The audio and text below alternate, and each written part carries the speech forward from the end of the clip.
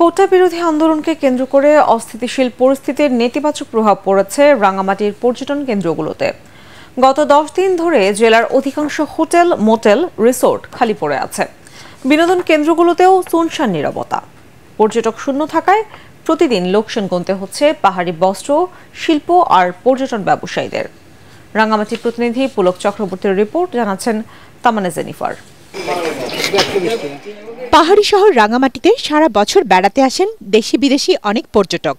ঝুলন্ত সেতু, পলওয়েল পার্ক, শুভলং ঝর্ণা, আরণ্যক রিসোর্ট, আসাম বস্তি, কাপ্তাই সড়কে নান্দনিক লাভ পয়েন্ট সহ কাপ্তাই ও বিলাইছড়ির পর্যটন স্পট সারা বছর পর্যটকদের পদভারী মুখর থাকে।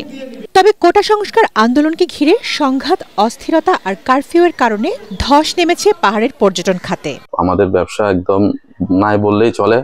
আমরা তো বসে বসেই কি করব, বেচা কিনা নাই, কাস্টমার একদম নাই। এখন বেচা বিক্রি নেই, এমনি বসে থাকতে হয়। একটা বুড়ো মারাবার তো হয় না, এই নাই ইনকাম নাই কোনো কিছু।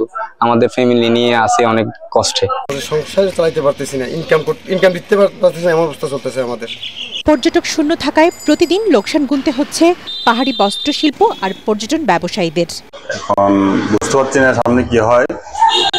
ডেইলি আমাদের অনেক লস হচ্ছে। সকল বুকিংটা আমাদের ক্যান্সেল হয়ে যায়, যার ফলে আমাদের দৈনিক 50 থেকে 60 হাজার ক্ষয়ক্ষতি হয়েছে। সর্বমোট 3.5 লাখ টাকার মতো আমরা বাণিজ্যিক ইনকাম থেকে বঞ্চিত হয়েছি। অস্থিরতা কাটিয়ে সবকিছু স্বাভাবিক হলে পর্যটন খাত আবারও চাঙ্গা হবে এবং পর্যটকদের আগমনে মুখর হবে রাঙামাটি, এমনটাই আশা জেলাবাসীর। Bureau report, ATN Bangla.